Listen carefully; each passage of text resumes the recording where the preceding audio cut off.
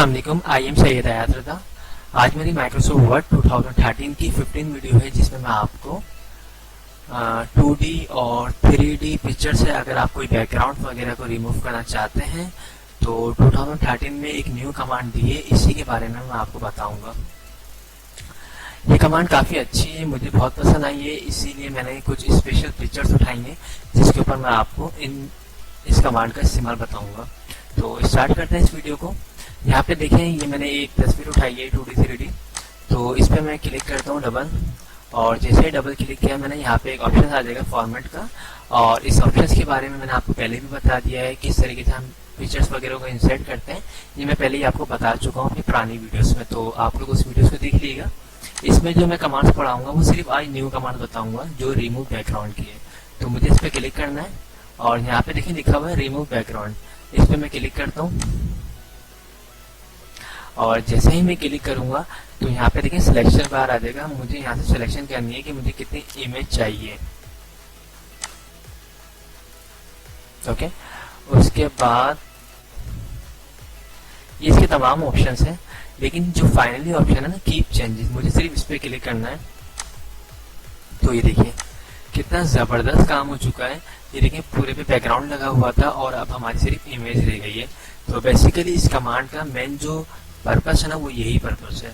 मैं आपको और एग्जांपल दिखाता हूँ। ये देखिए डबल क्लिक किया मैंने, और आपको जितनी इमेज चाहिए आपने उसको चूज किया, और जिस चीज को आप रिमूव करना चाहते हैं उस पार्ट को आपने चूज कर लिया। Okay, then simple keep changing. ये देखिए कितनी जबरदस्त कमांड है। जो काम हमारा एडोब फोटोशॉप करता है वो एमएस वर्ड में कमांड्स मौजूद हैं। ये न्यू कमांड डाली है इसमें।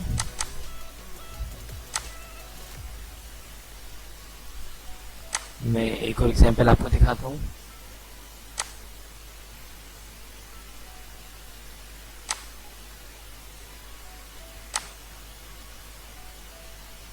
फाइनली कीप चेंजेस, ये देखिए जबरदस्त।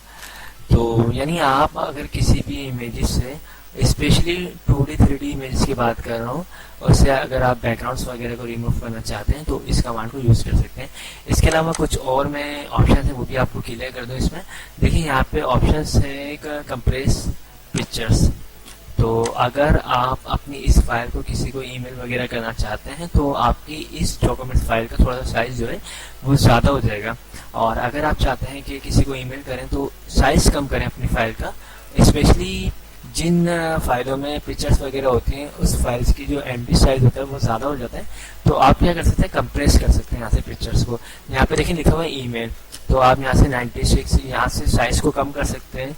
इन एक्चुअल सेटिंग दी हुई, आपको सिर्फ इस पर क्लिक करना है और सिंपल ओके करना है, तो ऑटोमेटिकली आपकी जो पिक्चर्स होगी उसकी साइज चेंजेस हो जाएगी उसकी साइज में। ओके, इसके अलावा मैं और चीज़ें क्लियर कर दूँ। ये देखिए आप इस पर क्लिक करते हैं तो यहाँ पे कलर्स के ऑप्शन आते हैं।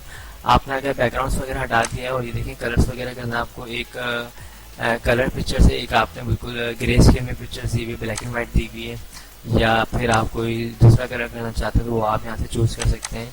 इसके अलावा भी काफ़ी सारे ऑप्शन है। ये देखिए यहाँ से आपको चेंज करना चाहिए, देखिए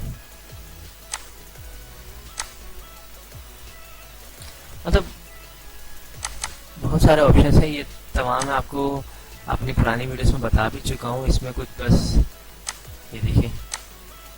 ओके, तो इस वीडियो में मैंने आपको यही बताया कि हम किस तरीके से रिमूव कर सकते हैं बैकग्राउंड्स वगैरह। तो आई होप दोस्तों आप लोगों को मेरी वीडियोस पसंद आई होगी। अगर पसंद आई है तो इसे लाइक ज़रूर कीजिएगा, और जिन लोगों ने मेरे चैनल को अब तक सब्सक्राइब नहीं किया है वो मेरे चैनल को सब्सक्राइब कर लीजिएगा। थैंक्स फॉर वॉचिंग, खुदा हाफिज़।